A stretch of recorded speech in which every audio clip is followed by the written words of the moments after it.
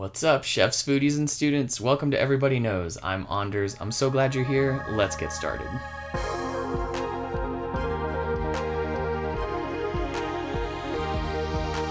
Today we are talking about blueberries. This ingredient originally comes from the northeastern United States.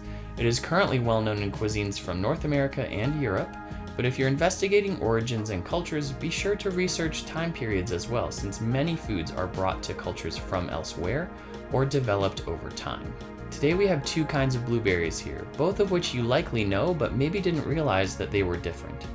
The first variety that we have today is called a high bush blueberry. It's the type of blueberry that you would almost always find at the store being sold fresh, not frozen. These berries are usually larger and have maybe not as intense of a sweetness to them, whereas these blueberries are called low bush blueberries. These berries are going to be much smaller, usually much more flavorful, but are almost never sold fresh. These low bush blueberries don't tend to favor shipping and handling very well, but their flavor is kind of unmatched, and so these are often sold as frozen blueberries, especially if you're buying a bag from the company Wyman's. They are producers up in Maine, and they will ship out so many of these tiny little blueberries that are so delicious. Best case scenario for pancakes, baked goods, and anything that the blueberry has to carry its aroma through. When we look at fresh blueberries, no matter the species, what we want to see is nice full berries that have plenty of water content. They're not wrinkly, they're not molding, they're not weirdly browned or scabbed, and they should have a layer of natural yeast on them, which actually causes the light blue visible color. If you rub that yeast off, you'll see that the actual surface of a blueberry is maybe super dark purple, if not almost like a dark gray or black color, charcoal maybe. But that natural yeast causes that illusion for the blueberries to look this light blue shade. If blueberries have been frozen, they will not have that yeast layer on them.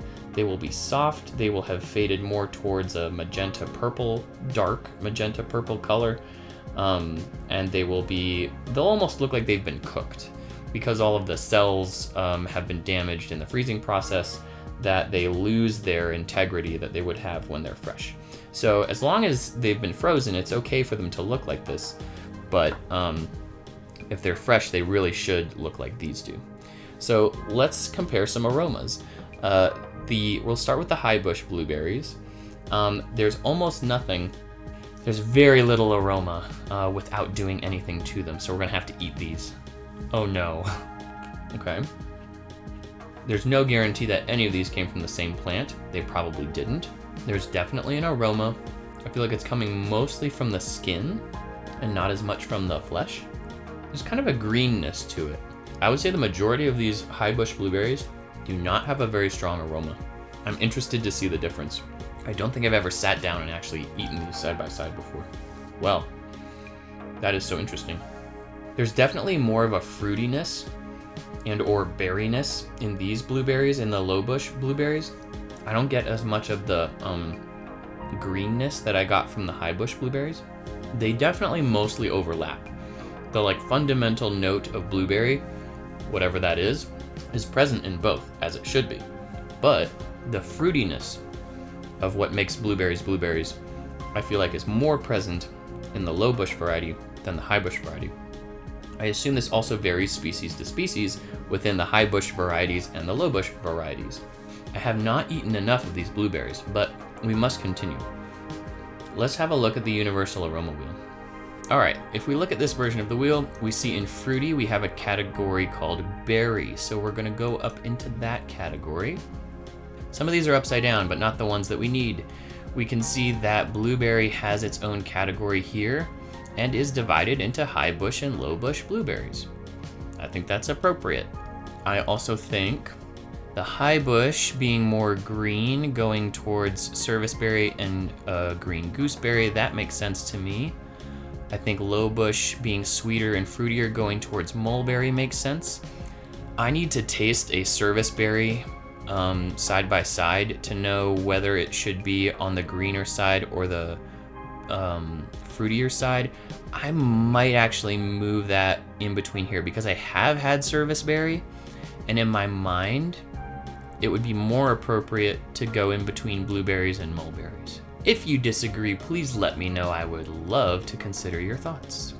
In terms of an aroma, I would say that blueberry is kind of on the lighter side. It's not totally intense. You can definitely intensify it into a concentrate, into a coulis or a syrup or something like that, and get a decently strong flavor. But on its own, I think it's pretty mellow. Dried blueberries are also a viable ingredient for baked goods. I think it depends on what you want to do. It depends on how long your batter's gonna sit or bake. I think frozen low bush blueberries are totally fine in terms of moisture content. I think adding high bush blueberries to baked goods is maybe a mistake, depending on how forgiving your recipe is to extra water, because you're gonna get a ton of juice coming out of these things. And so that could make your batters and dough or your baked goods soggy. Let's take a quick look in the flavor Bible. Blueberries, wow, good long list. Okay, so they suggest pairing the following with blueberries: almonds, apples, baked goods, bananas, cheese, cinnamon, cream and ice cream, crepes, desserts, fennel, ginger, granola, hazelnuts, honey, lavender, lemon, lime, mango, maple syrup, mascarpone, mint, nutmeg, oats, oranges, pancakes, peaches, pineapple, raspberries, rhubarb, salads, sauces, smoothies, sour cream, strawberries, sugar, vanilla, and yogurt. A versatile little fruit. And that about wraps it up. Here's what I want you to do. I want you to think about this ingredient as you cook or as you eat, as well as the words that we used to describe it. Have you used this ingredient successfully or in a way that you think like, yeah, that was so good? I want to know what it was. Do you like the aroma of blueberries? Why or why not? And do you agree or disagree with what I've shared with you today? Let me know in the comments. Throw any of the answers to those questions down there. I would love to read them. I hope this video made sense and got you thinking about the aroma of blueberries. Thank you so much for watching. If you want to help me get an ingredient to feature in a video, please send me an email or private message. If you would like to join the food aroma nerdery, feel free to subscribe and you'll see all my latest vids. And if you would like a large poster or a digital copy of the aroma wheel that I've built, take a look in the description for links. Thanks so much. Bye.